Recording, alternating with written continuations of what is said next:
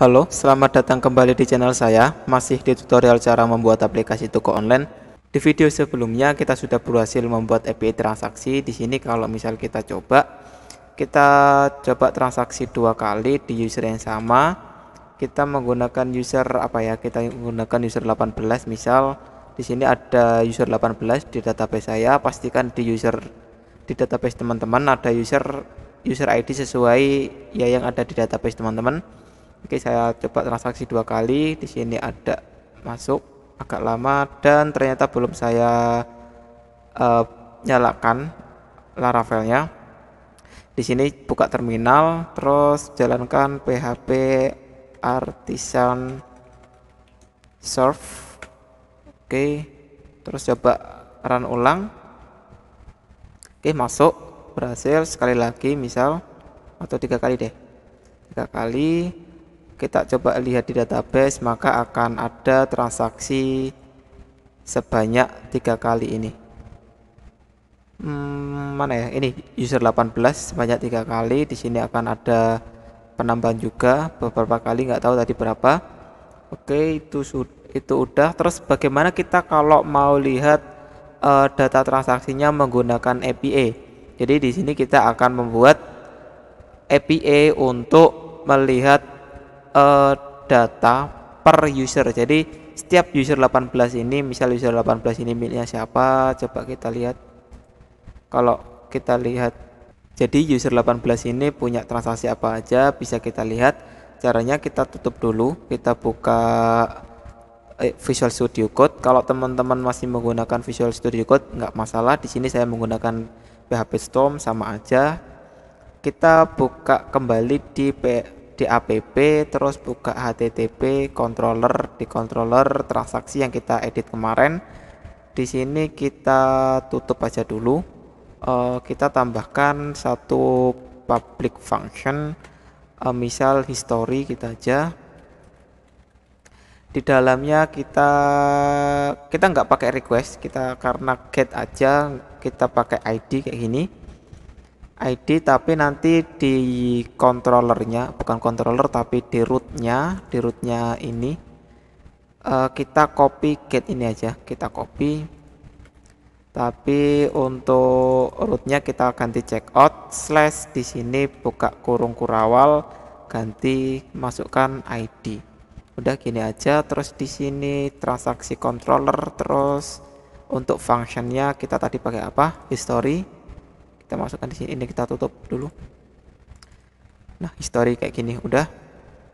Terus salah. Kita modifikasi pada bagian history. Di bagian history ini kita akan coba get datanya. Jadi kita buat variabel misal transaksi transaksi sama dengan kita get transaksi, kita panggil model transaksi, kita get all. Misal kita get all dulu ya. Kita get all, maka nanti dia akan ke get semua. Belum kita return dulu. Returnnya kita menggunakan ini aja biar nggak lama-lama. Ini kita copy semua, kita copy, kita taruh di dalam sini. Ini harusnya bukan user ya, tapi transaksi. Transaksi satu doang. Transaksi kalau di sini karena dia nanti ada banyak, transaksi di sini transaksi S, pakai S ya karena nanti ada banyak, nggak cuma satu transaksi. Maka tapi di sini ini nggak pakai detail, ini cuma transaksi aja.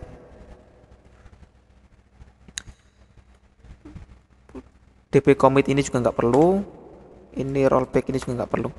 Oke, coba kita PHP artisan dulu. Ini udah jalan. Untuk memanggilnya ini kita copy, kita buat tab baru aja, get, terus slash, misal ada user 18 yang terakhir kita tambahkan tadi. Tapi kayaknya nggak ngaruh. Tapi harus dikasih ID di belakangnya. Jadi ID usernya siapa? Di sini apa ini? Not found, check out. Apa belum kita save ya? APA checkout checkout. Coba PHP artisan serve lagi. Coba kita get gini S nggak ada. Kok nggak ada ya? APA bener nggak sih? Get APA transaksi controller history. Kalau checkout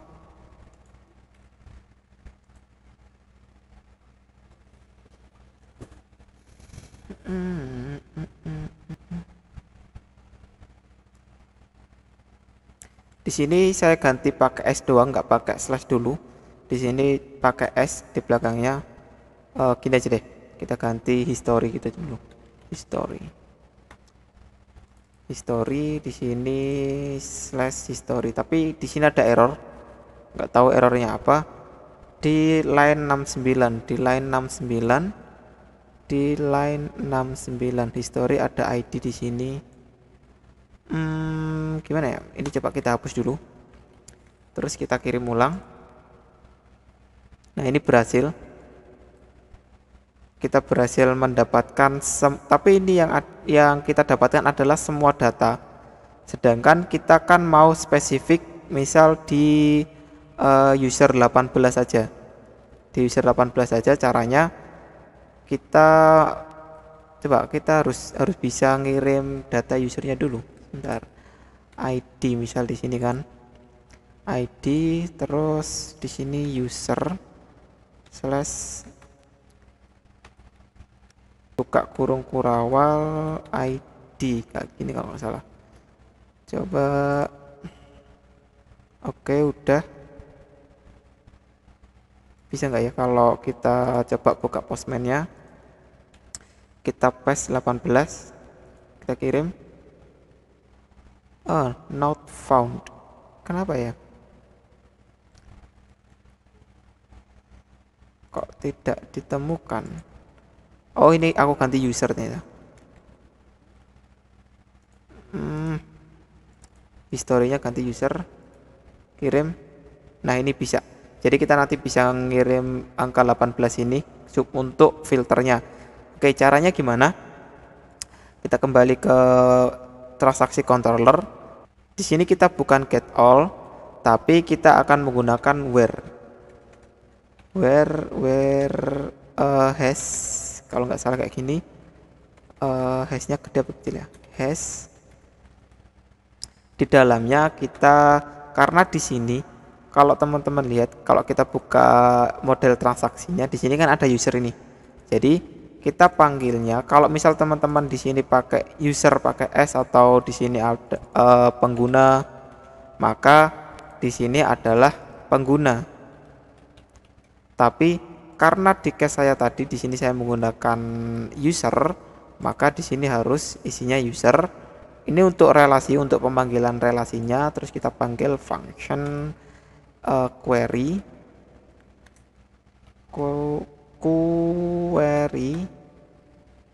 terus use, kita gunakan ID user tadi, ini ID user ini ID. Terus setelah itu kita buka kurung kurawal. Di sini nanti akan, ini tuh basic dari kayak kita select where by apa gitu kan. Itu kalau di Laravel kayak gini. Terus kita panggil query-nya, query hash where ID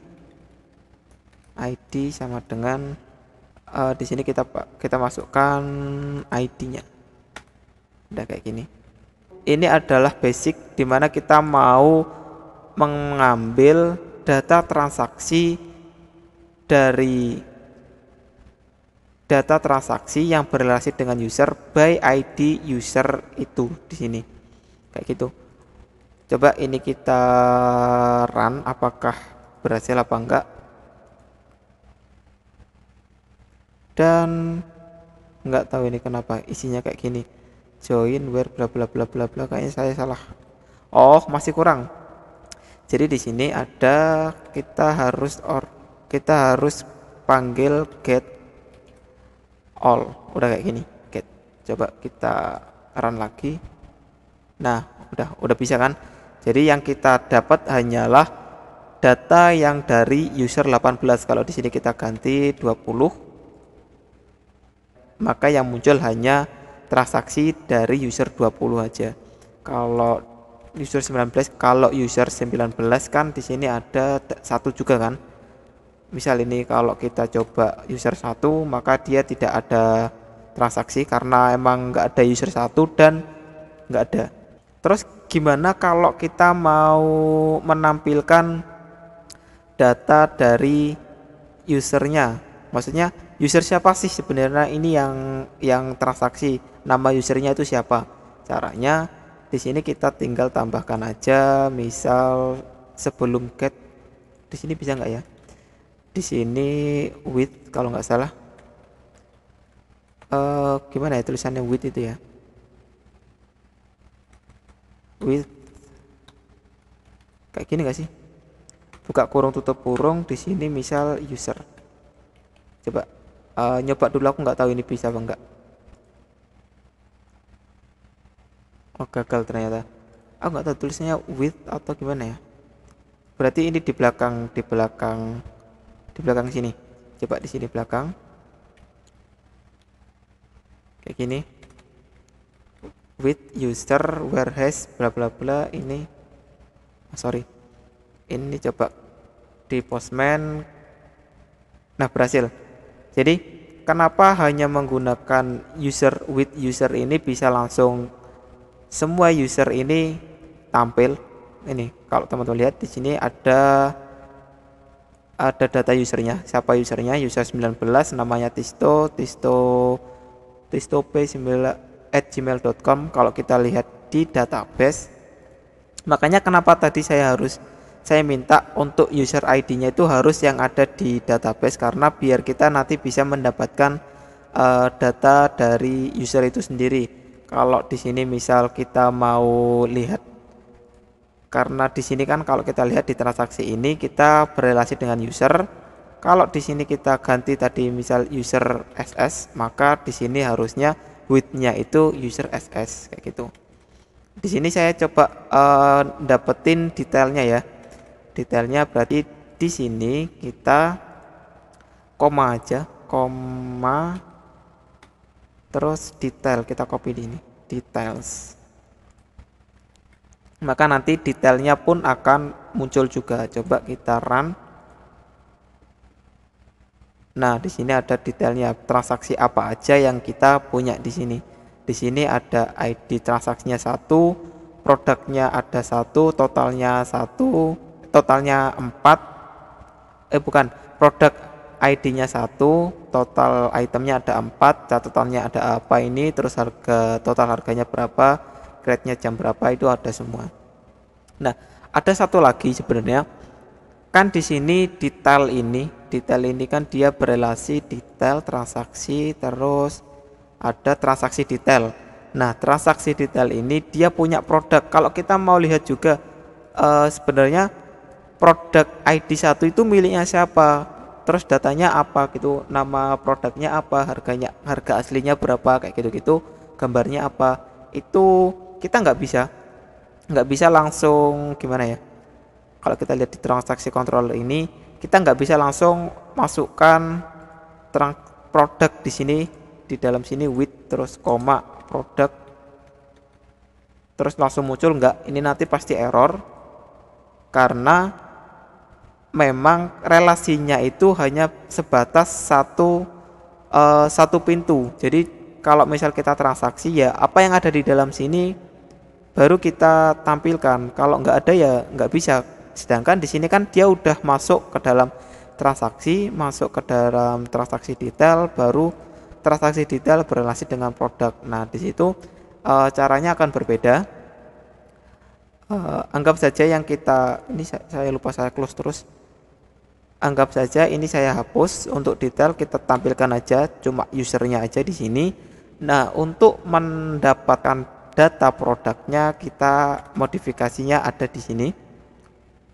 Kita akan for each di sini for each yang kita for each apa, kita ambil transaksi ini seperti yang sebelumnya, seperti yang sudah saya jelaskan. Kalau misal kita mau ngambil function, kalau di Kotlin kemarin kan kalau misal kita mau ngambil function detail ini kan tinggal kayak titik terus detail bla bla bla bla bla gitu kan, tapi di sini kita nggak bisa, kita menggunakan tanda panah untuk memanggil functionnya. Ini kita panggil detailnya, terus kita dia detail gitu, detail. Nah dari sini nanti kalau misal kita gimana ya, coba kayak gini aja dulu, kita run apakah nanti muncul. Sebentar, instant bla bla bla collection stuck, details does not exist on this collection, transactions. Oh bukan salah, ini transaksi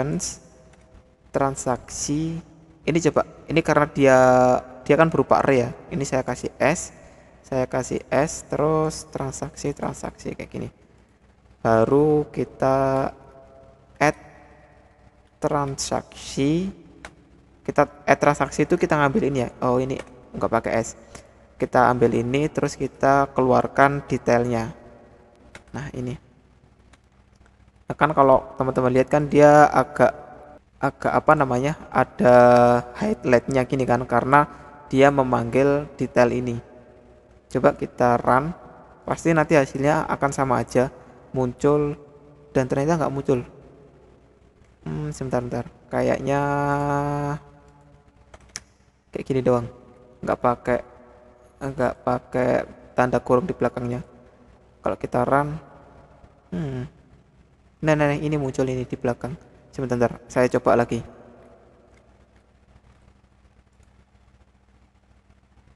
Nggak muncul, berarti emang nggak pakai tanda kurung di belakang. Ini artinya kita mau memanggil data detailnya di sini. Data detail ini kita mau panggil tapi nggak pakai buka kurung tutup kurung.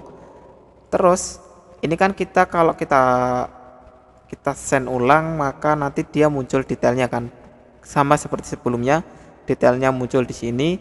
Terus kalau kita mau mengambil data produknya, kita mau nampilin data produknya di sini, langkahnya sama, kita tinggal for each ulang.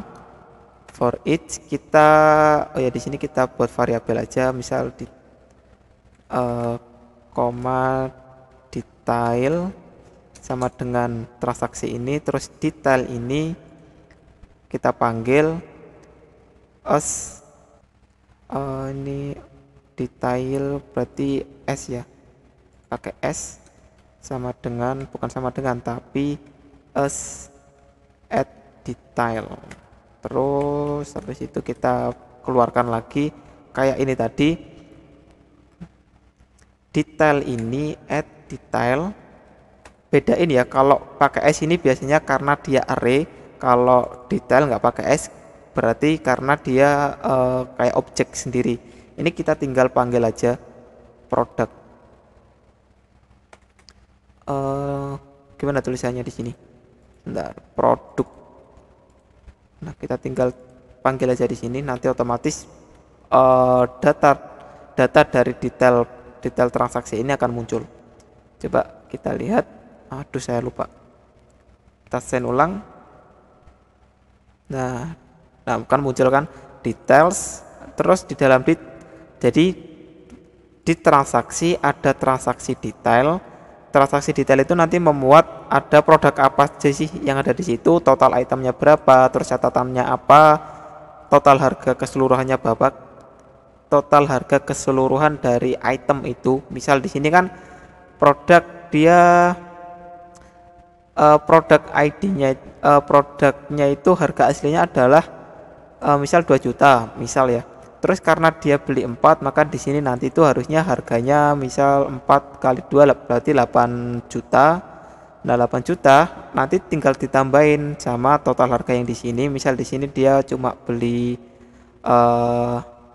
Vivo ini Asus VivoBook ini berapa gitu, tinggal totalnya nanti harusnya di sini tuh total keseluruhan eh, dari transaksi detail ini kayak gitu. Paham nggak sih yang aku jelasin? Ya kalau teman-teman lihat di sini harusnya paham sih apa yang aku maksud kayak gitu. Jadi kayak gitu kalau kita mau mengambil history dari transaksi per usernya dengan menggunakan function ini kayak gitu. Oke, kayaknya kita sampai di sini dulu ya untuk tutorial kali ini, singkat, padat, dan jelas. Insya Allah semoga jelas apa yang aku jelasin. Jadi nanti di tutorial selanjutnya kita akan kembali lagi ke Android Studio.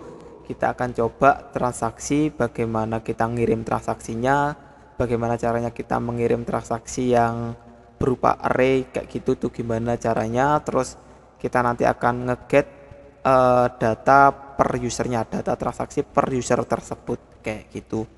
Oke, terima kasih sudah menonton video saya, dan saya ucapkan juga terima kasih kepada teman-teman yang udah subscribe, dan buat teman-teman yang belum subscribe bisa di subscribe dulu supaya nggak ketinggalan update konten selanjutnya. Dan kalau nanti ada pertanyaan atau ada yang kurang jelas bisa langsung ditulis di kolom komentar. Kalau saya lama balasnya bisa DM langsung di Instagram, sudah saya cantumkan di kolom deskripsi. Oke, dan itu dulu aja. Sampai ketemu di tutorial-tutorial selanjutnya. Thank you, bye bye.